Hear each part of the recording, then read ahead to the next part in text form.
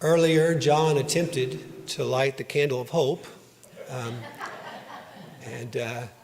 The candle of hope represents the arrival of something profound. Among a number of lessons that we will explore together over the next few Sundays, Advent teaches us that we ought to anticipate that which is good, even when we might not completely see how something good is possible in a given moment. Glenn Chambers was a young Christian from New York, and he had a lifelong dream of serving God as a missionary in Ecuador.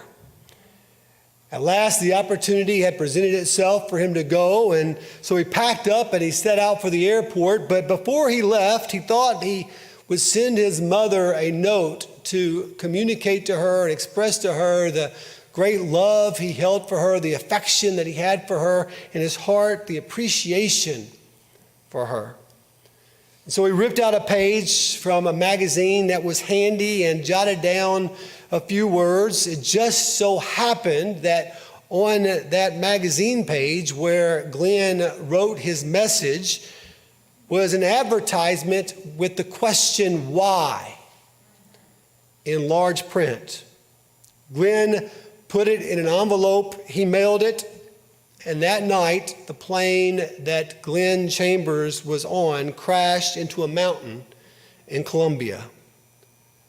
So his mother opened a letter a couple of days later from her son who had died, and the question shouted out from her on the page, why? Why did my son have to die? It's a common question, but a real one. Why? The widow asks, why am I alone? The spouse who watches his wife suffer from Alzheimer's asks, why do I have to watch her fade into such confusion? The young child asks, why did my parents have to divorce? The weary mother asks, why was my son born with such a crippling handicap? And certainly a number of parents in Oxford, Michigan right now are left to ask, why? An individual from the Bible who definitely identifies with the question, why, is Job. All of Job's animals are killed or they are stolen. Job's servants died, then his children. Job is afflicted with sores all over his body. Job's wife and friends turn against him. Yes, Job asked why, and at the heart of his pain, at the root of his question, rests the thought, is God for me or against me?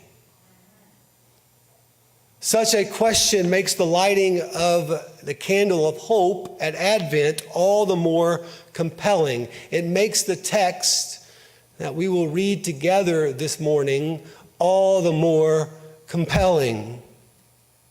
I am in Job chapter 19, verses 23 to 27.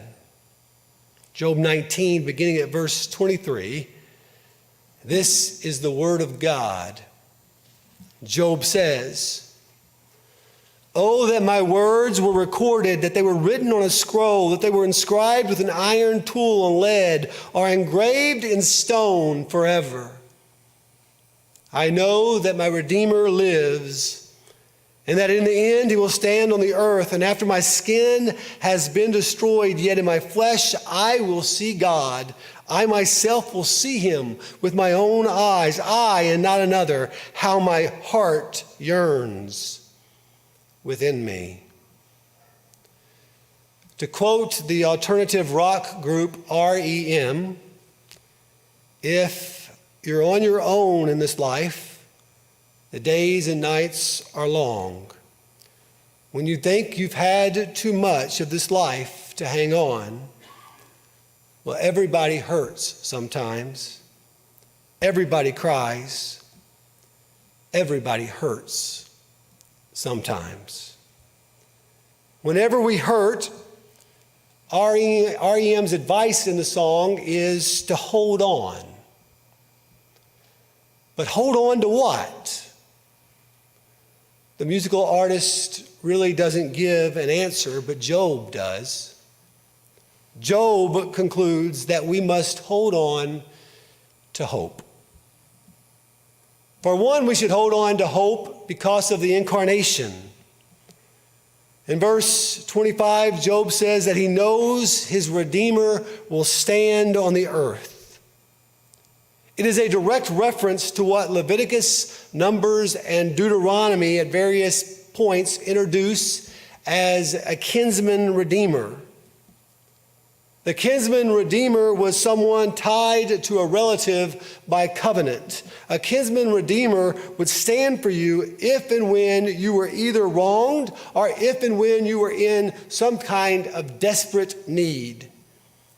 In every way, the kinsman redeemer stood for you when you could not stand for yourself. Such a principle is reflected in God himself. In fact, one of Yahweh's titles was Redeemer, which you find in Israel's promised deliverance from Egyptian bondage in Exodus 6, verse 6, as well as from Babylonian exile in Isaiah 43, verse 14. Bound to his covenantal promises, God would stand for his people when they could not stand for themselves. So when Job references a redeemer in this passage, he's speaking of God. Someone must stand for Job. But it certainly would not be his kinsmen or his brothers or his friends, because they had either all failed him, rejected him, or falsely accused him. So God grants Job an epiphany of an event that would carry well into the future. There is yet one who would stand on the earth. There's yet one who would stand in the place where Job is suffering. It is a reference to the coming Messiah. In her book, The Hiding Place, Corrie ten Boom talks about how her sister Betsy maintained hope amid unimaginable suffering within a German concentration camp. Betsy, never strong in health, grew steadily weaker, and she died at Ravensbrück on December 16, 1944. And yet some of her last words to Corrie looked into the future. She said to her sister, "We must tell them what we have learned here. We must tell them there is no pit so deep that he is not deeper still. They will listen to us, Corrie, because we have been here." I think Betsy's words ring out loudly at Christmas. You see, you and I should listen to the good news of Jesus because he has been here. Just as Job looked ahead to the fulfillment of that promise, we look back upon it.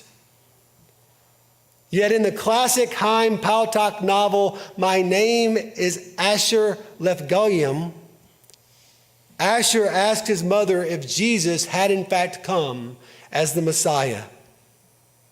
"No," his mother replies, "he was not the Messiah. The Messiah has not yet come, Asher.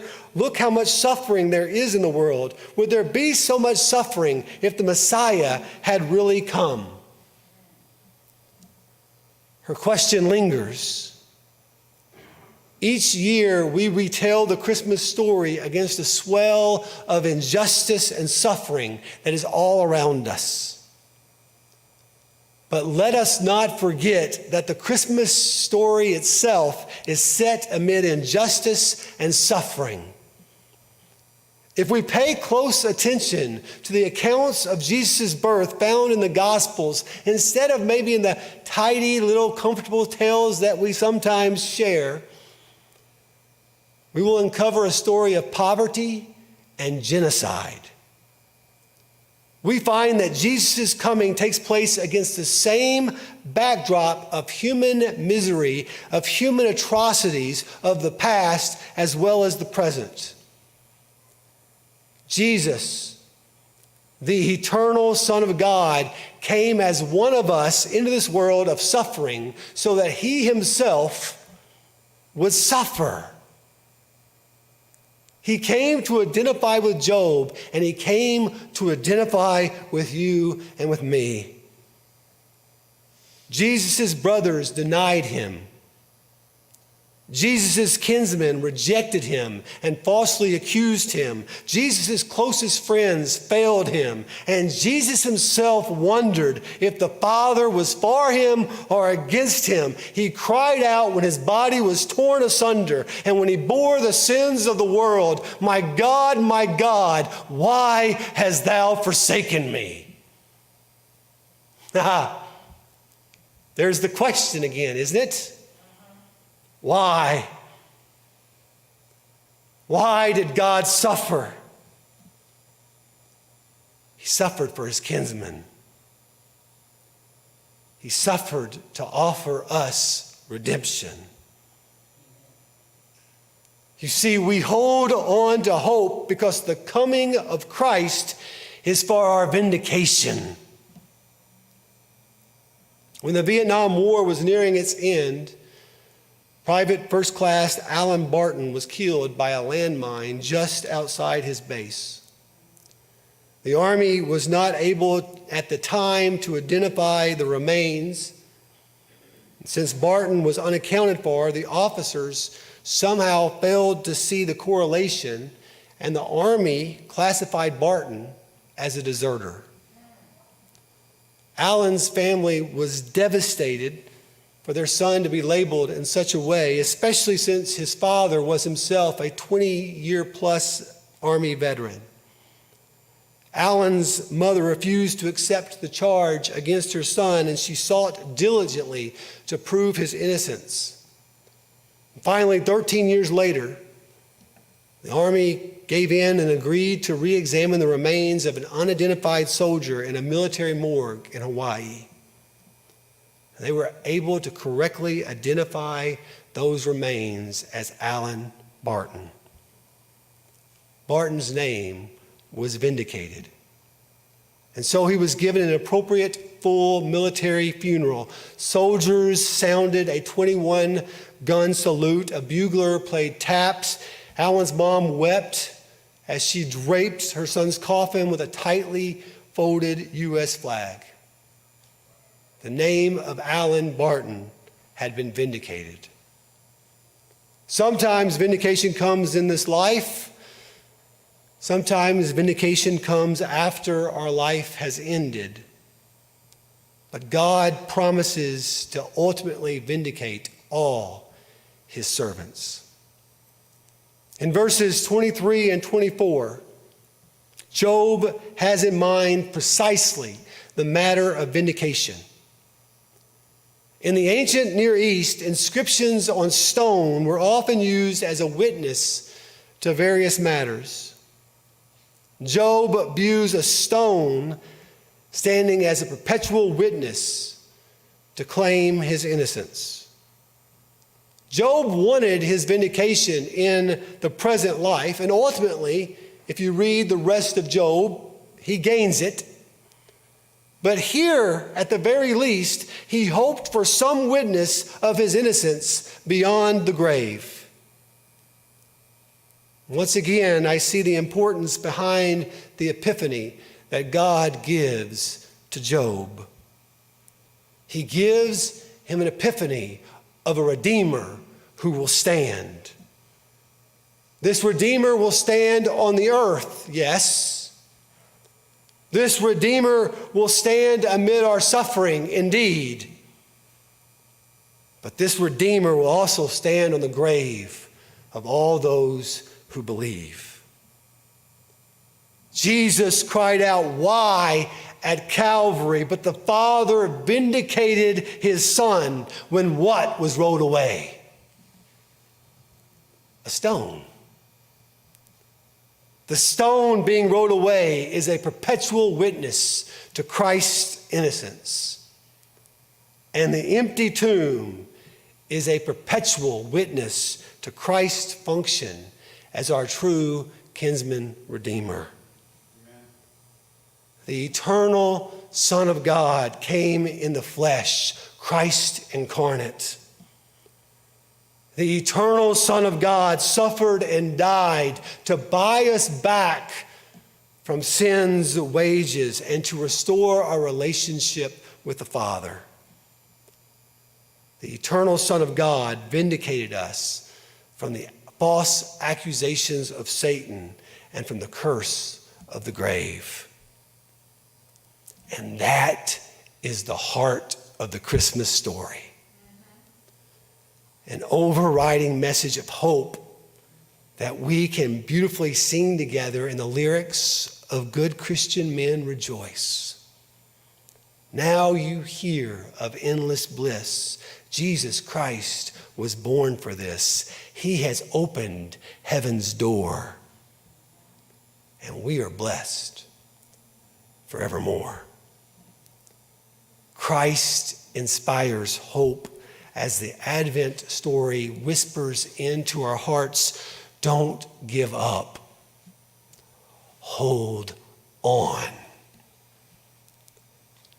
Indeed, let us remember that there is a person who makes a way to transform even the darkest of yesterdays into the brightest of tomorrows.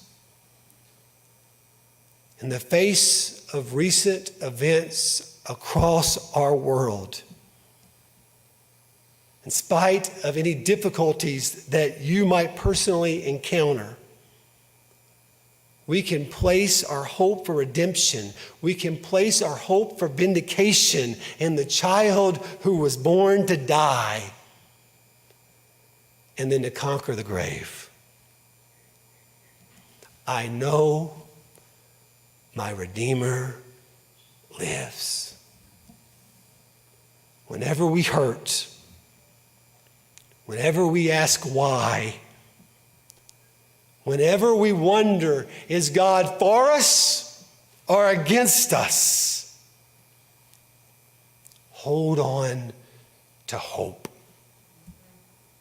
Hold on to Jesus. He is the one who stands for us when we cannot stand on our own. Pray with me.